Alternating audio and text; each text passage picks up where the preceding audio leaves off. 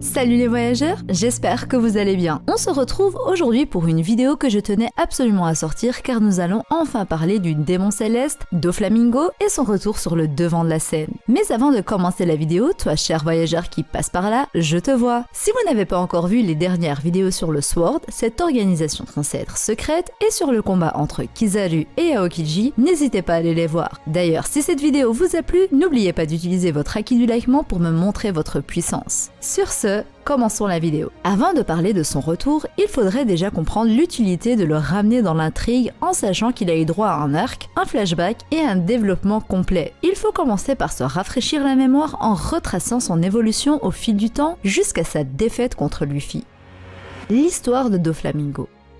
Doflamingo descend de la famille Don Quijote, une des 20 familles royales. Il a donc comme antécédent un statut de dragon céleste qu'il a perdu car son père a décidé de renoncer à sa position de Tenryubito afin de vivre une vie normale. Une vie où les hommes sont égaux, où l'on ne profite pas au coup du malheur d'autrui. Seulement, les personnes appartenant à la classe sociale défavorisée arboraient une haine indescriptible envers toute personne venant d'une famille de dragons célestes. Une haine qui au final est paradoxale, car si Homing Don Quijote a renoncé à une vie divine, c'est car il était contre cette idéologie et contre le mal causé aux paysans. Et pourtant, il sera ciblé par ces mêmes personnes qui furent aveuglées par le règne au point de torturer la famille Don Quijote. Si les paysans n'ont point choisi de naître dans des familles défavorisées, les dragons célestes, eux non plus, n'ont pas eu leur mot à dire. Ils ont été éduqués d'une certaine manière et les fautifs sont ceux qui ont instauré ça à la base. Doflamingo n'était pas fautif d'avoir grandi dans un environnement où on lui donnait le droit d'esclavager des hommes, et Homing n'est pas fautif de la souffrance de ses fils. Cet homme avait des valeurs morales et voulait vivre parmi des personnes partageant ces valeurs. Mais malheureusement, la vie est faite de haine, de violence et surtout de la faiblesse des hommes. Alors la haine sur le cœur, les paysans qui ont souffert à cause des dragons célestes et dont la haine est compréhensible, se voient réprimander des personnes ayant appartenu à la même classe sociale qu'eux, les Don Quijote. Une injustice que Doflamingo n'a jamais oubliée, au point qu'il en fait toujours des cauchemars. C'est ainsi qu'est le personnage de Doflamingo. Il a d'abord été élevé avec les bienfaits liés aux dragons célestes, puis il a été coupé de tout cela, vivant dans la famine, la galère et la peur. Doflamingo ne pouvait pas comprendre les paysans, mais il s'écria « Père, pourquoi nous pourchasse-t-il » Un enfant sur qui aucune responsabilité ne peut être mise car il a juste été victime de son sang. Traumatisé, il eut une soif de vengeance immense et souhaitait jouir à nouveau des bienfaits passés qu'il détenait. Et ce n'était pas qu'un souhait car cela lui était dû. Il était né pour être un roi. De la perspective de Doflamingo, ce dernier a été maltraité sans aucune raison, juste pour ce qu'il était. Mais qu'avait-il fait de mal? Rien. C'est exactement comme les personnes défavorisées qui subissent des injustices de par leur pauvreté. Il y a donc un paradoxe assez clair, et le personnage de Dofi n'est fait que pour être un roi, un leader, un conquérant. Quelqu'un qui s'assoit sur un trône, ce qu'il aurait dû être naturellement si son père n'avait pas voulu changer de voie. L'influence de Doflamingo avant sa défaite. Pour continuer de parler de son passé et de son histoire jusqu'à maintenant, il faut bien évidemment parler de son parcours en tant que pirate pour déterminer le poids que son retour aurait. Don Quijote Doflamingo était le capitaine des pirates de la Don Quijote Family et dont les plus anciens membres l'ont rencontré dès son enfance, lorsqu'il abattit son père. Étant un conquérant, Diamanté et Treble ont vu en lui le leadership, la capacité de diriger comme s'il était fait pour cela. Ainsi, Doflamingo se lancera dans la piraterie pour agrandir son équipage, son influence et il deviendra un pirate actif, volant des trésors et combattant la marine à maintes reprises. Tout cela a valu l'intrusion de Corazon par Sengoku afin de détruire les plans de Doflamingo. Celui-ci était un grand cerveau. Il a toujours eu des plans malicieux et pointilleux alors il n'a quasiment jamais vécu l'échec. C'est alors qu'ils feront la rencontre avec l'Aube et que plus tard ce dernier et Corazon se retourneront contre lui et feront échouer le Flamant Rose, qui repart sans son butin, le Ope no Mi. Il se verra même obligé de tuer Corazon, son petit frère et un de ses meilleurs soldats montrant sa détermination inébranlable. Mais tout cela n'a servi qu'à faire réaliser à Doflamingo qui était véritablement sa famille, ceux qui s'étaient soumis à lui. Doflamingo avait besoin de commandants prêts à mourir pour lui et c'est ainsi qu'on aura droit à Laoji, Vergo son plus puissant soldat, Pika, Seigneur Pink, Buffalo, Dellinger, etc. Devenant un pirate dangereux, il obtient la prime de 340 millions de berries et ensuite reçoit une demande pour rejoindre les corsaires à 31 ans, soit 10 ans auparavant. Tout cela est déjà gros car ça montre un certain potentiel et une influence non négligeable, mais que dire quand on sait qu'il a également travaillé pour Kaido, produisant les smiles pour ce dernier. Il était une énorme source de production et de renforcement à l'un des empereurs des mers, et selon Oda, il aurait dû être dans la bataille de Onigashima parmi les membres de l'équipage de Kaido. Et là, je me fais une interprétation personnelle qui ne va pas forcément plaire, mais étant donné que le nom de code de Doffy est le Joker, et qu'il aurait dû être sur Onigashima comme dit dans le SBS Tome 98, il aurait dû être selon moi à la base plus puissant que King. Je m'explique rapidement. Doflamingo et les Okaban correspondent chacun à une figure du fameux jeu des 52 cartes. Lorsqu'on joue avec ces cartes, une hiérarchie est présente entre elles. Le Joker est assez particulier, mais quand il est utilisé, il est supérieur au roi, qui est supérieur à la reine, qui est supérieur au Jack. Ainsi, vous voyez le classement de puissance qui est établi indirectement par Oda. Mais ça, c'était dans le cadre où Doflamingo aurait été à Onigashima, combattant aux côtés des calamités. Comme il a finalement été un boss d'arc bien plus tôt, les rapports de puissance changent du tout au tout. Mais dans tous les cas, ça ne change rien au fait que Doflamingo était un puissant pirate productif et influent.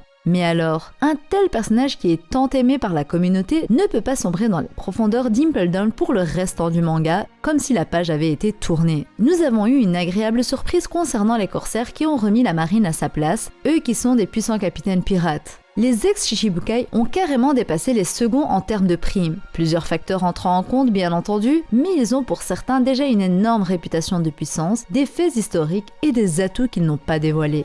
Et je parle ici non seulement de Mihawk, le plus puissant épéiste, la seule personne ayant noirci sa lame avec Ryuma, de Hancock qui a réussi à neutraliser un raid entier de la marine et dont le fruit est convoité, de Weeble qui a terrassé la marine et dont la défaite n'est due qu'à la venue d'un amiral, Aramaki, et de Crocodile qui a créé la Cross Guild.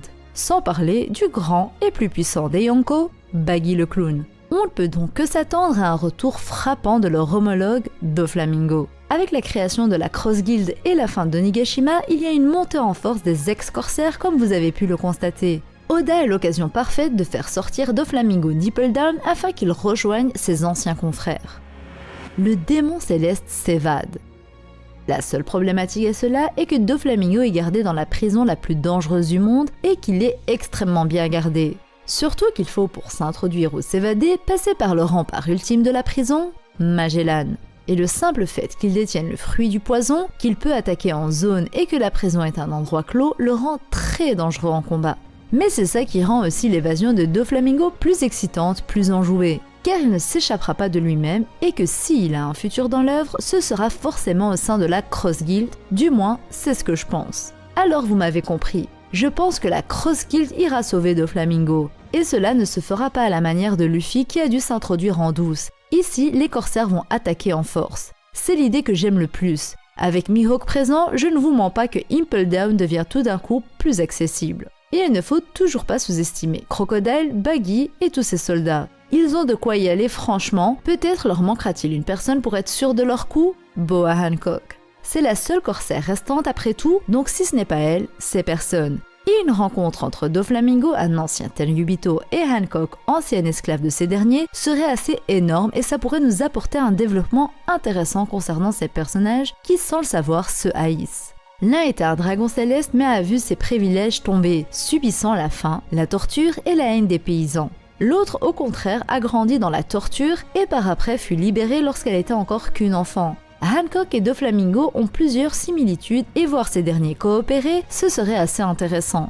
Que dire du duo Crocodile-Doflamingo qui est l'un des plus charismatiques de l'œuvre, un duo pour lequel on a eu un petit avant-goût à Marineford. Une attaque de la Cross Guild mouvementerait la marine et je reviens sur ce que j'avais dit dans ma vidéo sur la course au One Piece avec le potentiel affrontement de cette guilde contre les amiraux Fujitora et Aramaki. Je pense que personne n'est fou pour dire qu'un amiral serait suffisant pour combattre Mihawk et Crocodile rien qu'à lui. Alors si on ajoute Hancock et l'armada de Baggy, il serait assez judicieux d'en envoyer deux. C'est un combat vraiment intéressant car nous avons des avantages et des avantages pour les deux camps. La puissance et la prime de Doflamingo à son retour.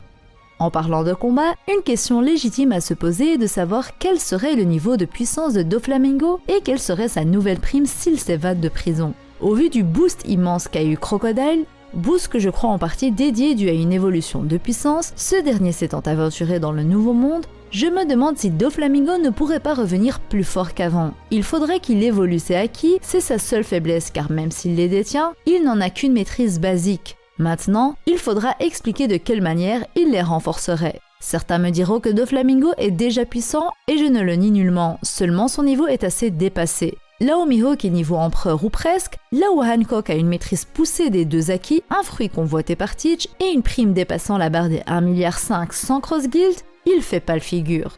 Et selon moi, Crocodile est plus fort qu'il y a 2 ans, alors je pense que Doflamingo aura aussi un power-up, car je vois ces deux-là à un niveau assez similaire dans la bataille finale. Concernant sa prime, s'il s'échappe de Impel Down et qu'il rejoint la guilde, ça le propulse immédiatement dans le milliard rien qu'avec son niveau actuel. S'il voit sa puissance croître, je pense qu'il dépassera très franchement la barre des 2 milliards. Ça paraît beaucoup, mais je rappelle que Doflamingo connaît le secret de Marie-Joase, une information immensément dangereuse. Robin à 8 ans avait une prime plus élevée que Kaido et Big Mom quand ils avaient eu leur première prime, alors que même maintenant, elle n'a pas le niveau qu'ils avaient gamin. Je ne dois pas rappeler qu'ils sont des anomalies. La prime est déterminée sur base de la puissance, certes, mais également de la dangerosité d'un personnage et la menace qu'il représente pour le gouvernement mondial. En parlant du secret de Marie-Joase, le retour de Doflamingo dans l'œuvre y serait peut-être lié. Si Oda nous a donné l'information comme quoi Doflamingo est au courant d'un secret, de l'existence de quelque chose de primordial concernant le gouvernement, ce n'est pas pour le laisser pourrir à Impel Down sans jamais faire quoi que ce soit de cette information.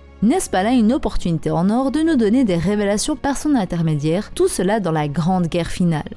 Doflamingo verrait-il son personnage avoir une évolution qui le relierait à Luffy contre le gouvernement? Eh bien tout est possible. Le gouvernement domine depuis 800 ans. Quel meilleur moyen de le faire tomber qu'en créant une rébellion des personnages ambitieux qui sont ennemis entre eux, mais qui ont tous pour ennemi commun le gouvernement. C'est ça une véritable battle royale. De plus, Doflamingo est un personnage très apprécié des fans et il élèvera le niveau de puissance et de dangerosité de la Cross Guild. Et c'est toujours intéressant d'avoir une nouvelle organisation qui devient influente et qui sera peut-être présente lors de la guerre finale de One Piece. Voilà les voyageurs, nous arrivons à la fin de cette vidéo, j'espère qu'elle vous aura plu. Si c'est le cas, n'hésitez pas à bombarder le haki du likement et à me partager votre avis en commentaire sur le retour de Doflamingo, son intégration dans la Cross Guild et sur ce que pourrait être le secret de Marie-Joase. Sur ce, je vous dis à la prochaine et d'ici là, portez-vous bien.